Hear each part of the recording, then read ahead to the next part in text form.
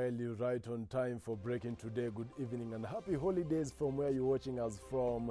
My name is Joel Church and our sign language interpreter is Michael Maidhia. On a day that the Ministry of Health has announced 112 new COVID-19 cases, 816 recoveries and sadly 2 deaths. We have a lot in line for you and these are our top stories.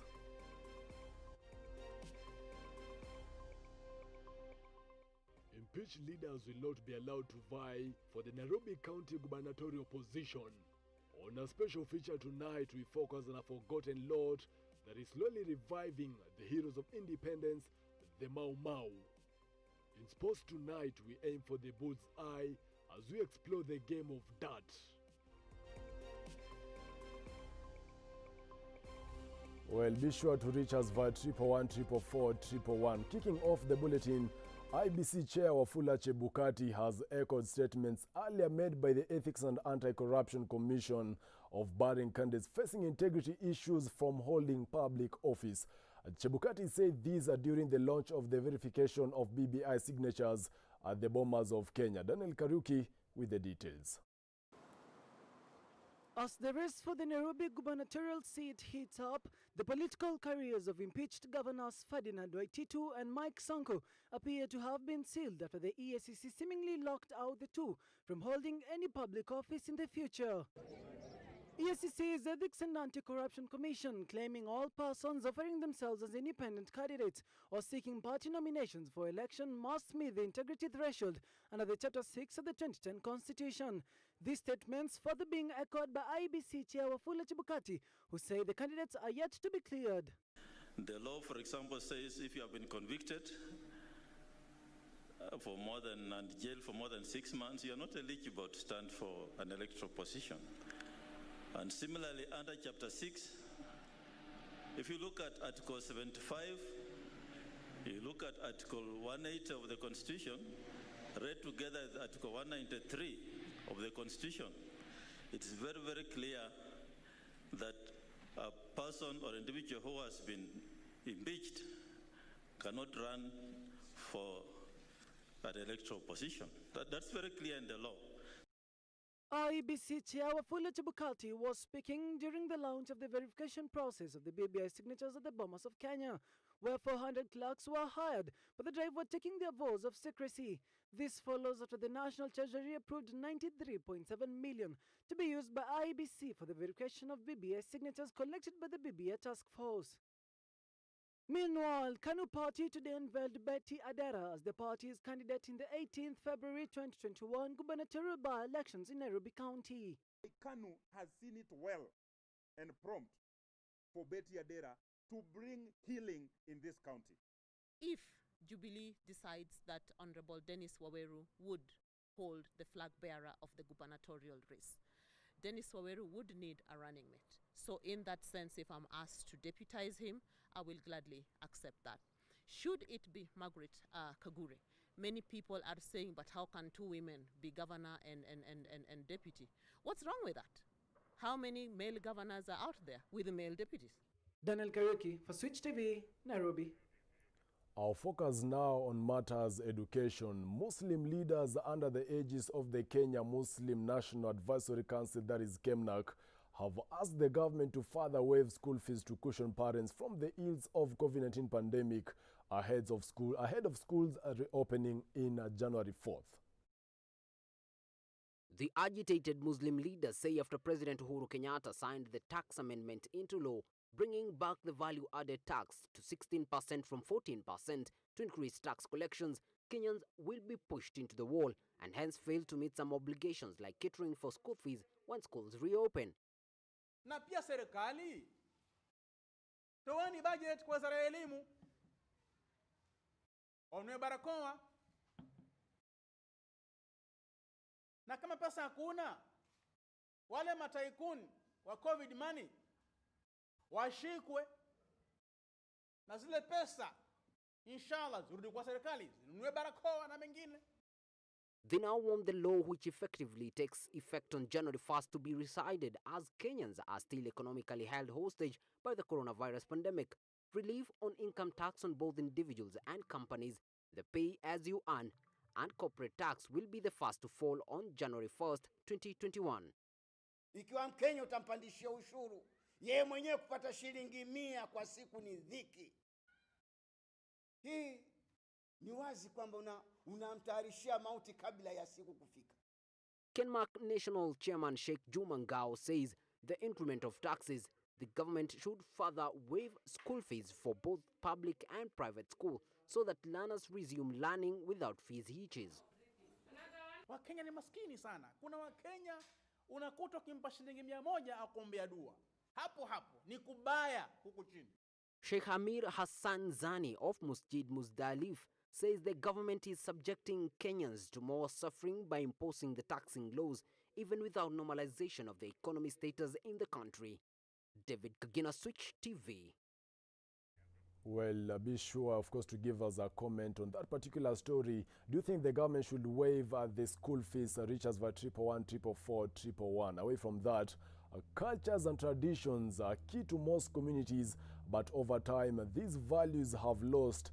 In an effort to preserve these traditions, the MAUMAU Governing Council calls on other MAUMAU members to reunite as one in order to follow a path that they believe is holy and will put existing vices to an end. Hadem Wasiwa has the full report.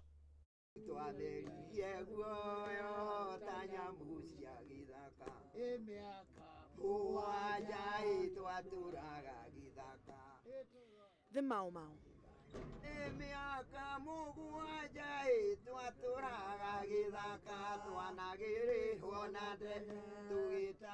Dared by colonial settlers as terrorists, seen by the members of Kikuyu community as heroes and heroines for standing against the white man as freedom fighters.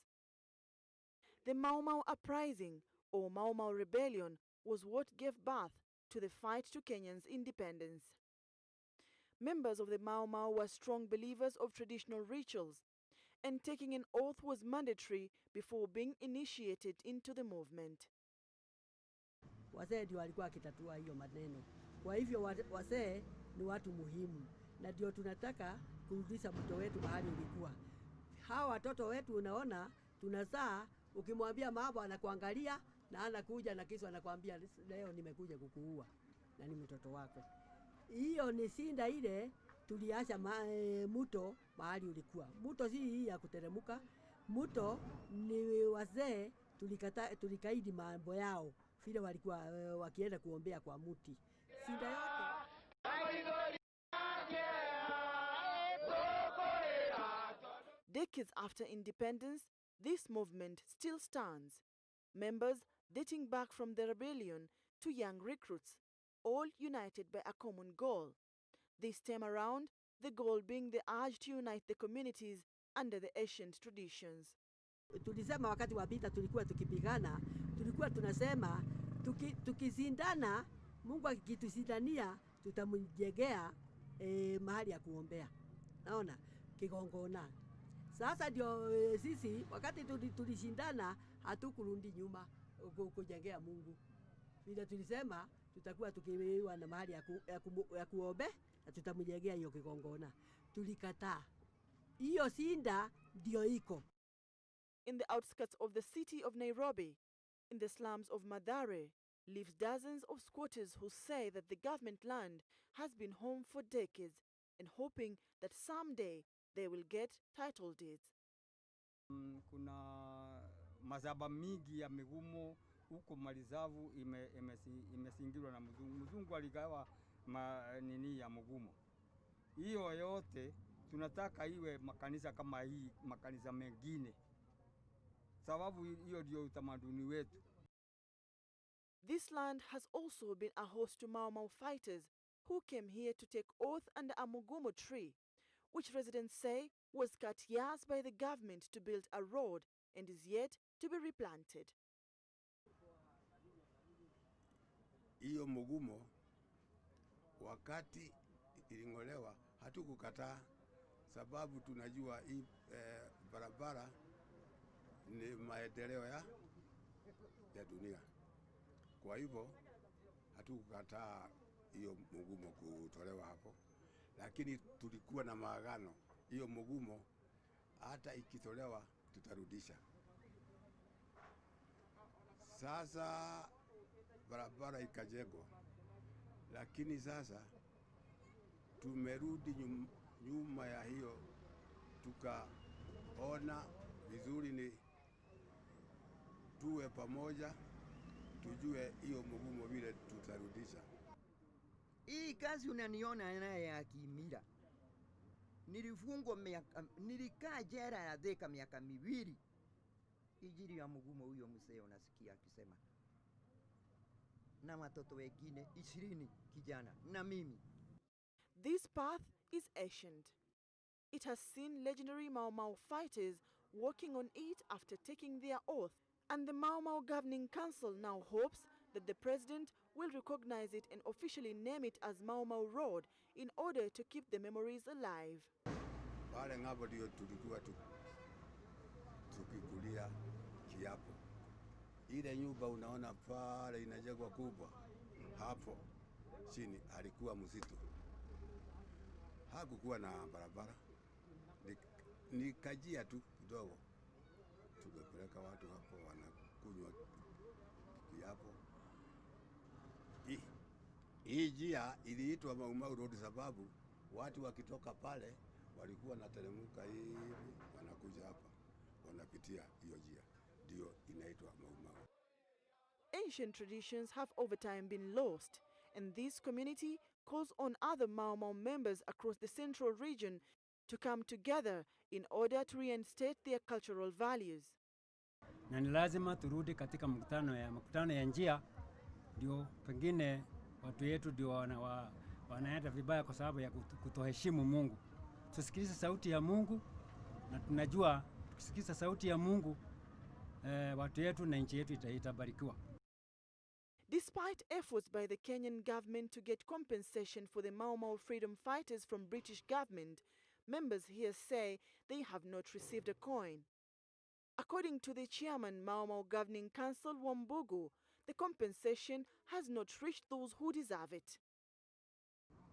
MAUMAU tuliambiwa pesa itatoka Ulaya ikuja tupatio. Na mama huyu unaniona, malikuwa manakuja kunitafuta hapa na mashini kama hii, ijiri ya nywele hii yangu, na niimbe karwimbo, ndio ipelekwe Ulaya, kesi iishe, pesa tuletewa. Na tukaitwa tauni hata huyu na wale wengine. Tukaandikishwa maandiko. Wewe ulipata pesa? Wewe ulipata? Mimi nilipata. Kijana moja nikamwambia wacha kunisubua. Hata ikija mabilioni na mabilioni, ni ya wenyewe, si ya sisi MAUMAU. Si ya sisi MAUMAU. Hakuna pesa za MAUMAU ambazo zimekuja, na kesi ya MAUMAU ilitupiliwa mbali mwaka wa 2018. Na haiwezekani tukazunguka huku watu wakichukua pesa za watu za kina mama. Nataka niwatangazie hata wale ambao wanasema World Bank inalipa pesa za MAUMAU, na wahakikishia hiyo ni uongo na jambo hilo halifai. Na mimi ninasema hata kama tunaombea hawa wachache wenye akili finyu na tasa, wakati umefika tuangalie mbele na tuangalie jinsi tunaweza kushirikiana na serikali kuangalia haya mambo ya compensation itafanywa namna gani.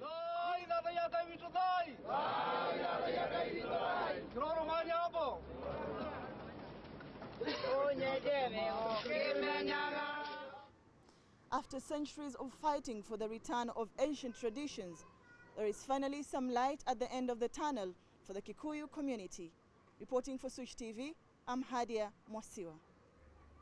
Well, thank you so much, Hadia Mwasiwa, for highlighting the plight of the MAUMAU. We are due for a short commercial break, but before that, earlier on, probably you must have seen a tweet making rounds in the social media by IBC terming the BBI as the, of course, Burning Bridges initiative.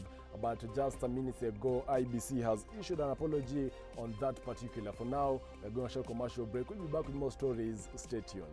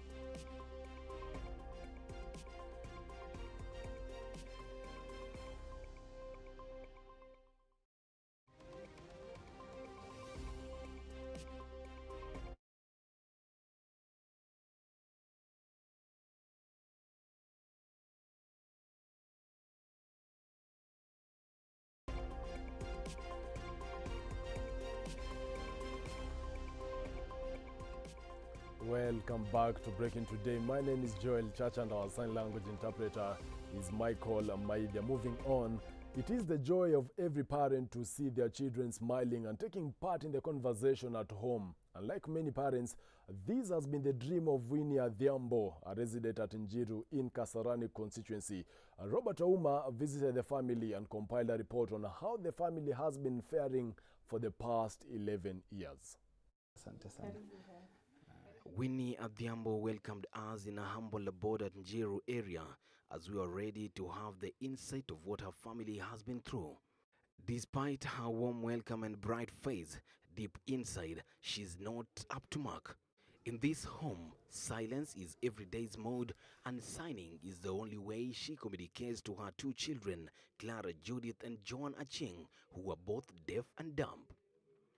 Even though Winnie has come to terms with the whole situation, her kids' age mates perceive them different.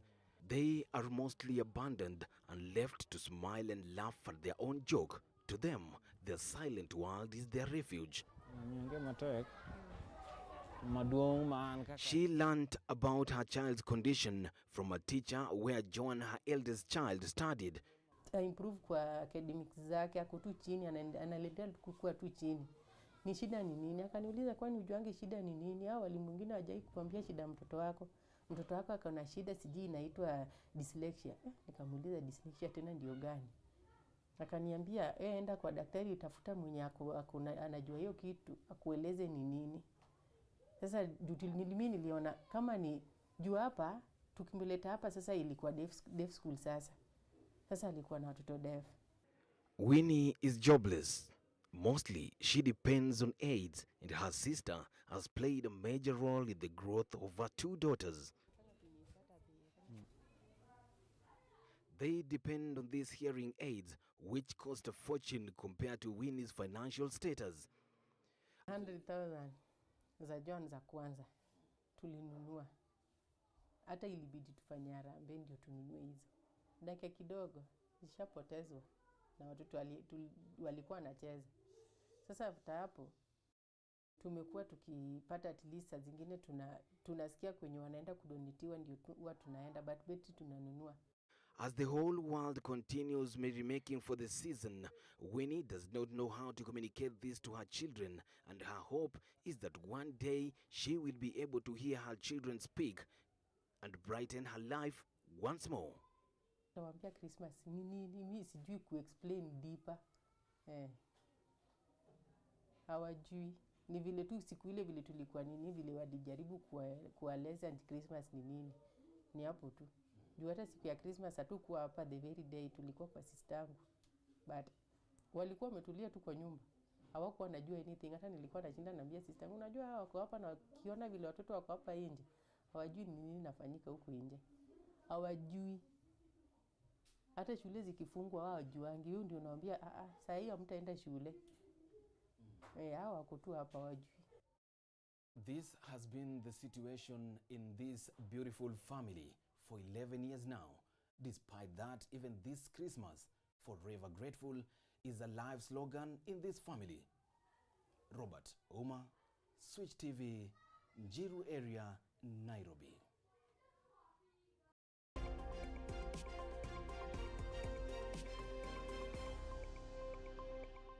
Well, time to now get sporty. And I'm also curious just to find about this story. Dart throwing, which is considered a minor sport in Kenya, continues to face the wrath of operational challenges, with stigma halting its growth. The game can be played individually as well as in teams, which often adopt the round-robin format. But just how are points earned on a dartboard? Ivy Kavai now reports. Francis Zuma is the captain of Magereza Darts Club, who has led his team in scooping trophies here in Kenya as well as in East Africa. He says that darts is not just about the throwing of the missiles. There is a technique that is used in order to earn the required points. The outer ring is the double of the marks which is indicated outside. You see? So the double of 1 is 2. So if you are remaining with the 2 marks, so you have to hit here. That is the game shot. The inner circle is triple of it. If you hit anywhere in the midst of this, that is the triple of the number you have, which is indicated outside here. If it's like 9, you hit here, that is 27 marks. 3 times 9. This is a game whereby you have to use a lot of arithmetic. Being a cheerleader for the sport, Zuma insists that the game instills important skills and attributes to its players. First and foremost, we have to instill discipline in this game. Since these are weapons whereby you can harm yourself, also you can harm the opponent. So we have to discipline the players first. Then we have to give your time. You have to have somebody with sound mind, somebody who can calculate arithmetics well, who can know 1 minus 1 is 0. That is it. Leah Kipchumba began her love affair with darts about 3 years ago through watching someone else play. For Leah, who is a law enforcer on her day-to-day, she admits that darts has helped her sharpen her skills in target shooting. Kuna rules mingi kama sahi, kama mchezaji wa darts mimi sifai kuvaa jeans, huwezi cheza na jeans, unacheza na trouser official, closed shoe, collar iko na t-shirt iko na collar. Yeah. Na sasa rules zingine ni kama hiyo mstari imepikwa pale, haufai kupita huo mstari. Devoted to service, she has influenced other women who have since expressed interest in joining the game, which she teaches for free, demystifying the misconceptions about the sport. Mimi naweza waambia kwamba darts ni game mzuri. It's just like any other game. Ni kama football, ni kama mbio, hizo zote. Na si ati darts ni mchezo ya walevi. Huwa wanasema darts ni mchezo ya walevi, na pia ni mchezo ya wanaume, ni mchezo ya watu wamezeeka. But now that mimi sijazeeka, I'm in my early 30s, so nimechelewa kidogo kuingia darts, but naweza waambia kwamba darts ni mchezo mzuri.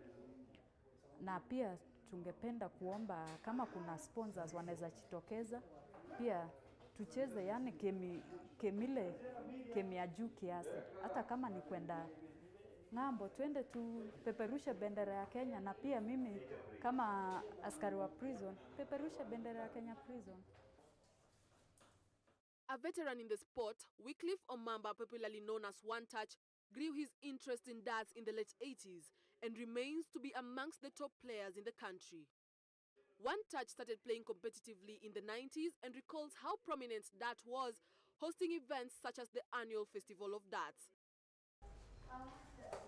Having played for centuries, Omamba narrates the challenges the sport encounters. During the 90s, there were sponsors. There were indeed several sponsors. We had Kenya Breweries, we had the IDK, we had Kenya Seed Company. Many companies supported that. But, I mean, along the way, they withdrew sponsorship. So the big challenge Kenya Darts is facing is sponsorship.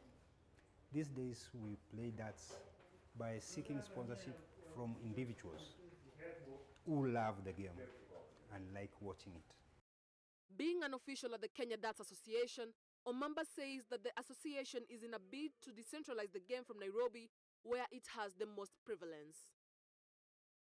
As Kenya Darts Association, we hold events every month of the year in different places of Kenya, in most counties. It's so only that Corona came and games were halted. Otherwise, we try to go to every corner of Kenya to play darts and welcome new players. We are also on the verge of introducing darts to schools and universities, such that the young can also know the game. So far, Kenya are the best East Africa. We hold all the trophies of the East African Challenge. This team, we are Magresa, they are the club's champions of East Africa. They won it last year when it was played in Kenya here. They are the champions. the runners-up were Kenyans. So the singles event, it was a Kenyan who won. Doubles event, it was a Kenyan. So we have the talent here, only that we are not exposed outside the East African boundaries. And most events are played within our borders. We need to go out. It is undeniable that Kenya is a hotbed of sporting activities, with most lacking in the background. Darts, although popularly social, is highly competitive. Ivy Kavai, Switch TV Sports.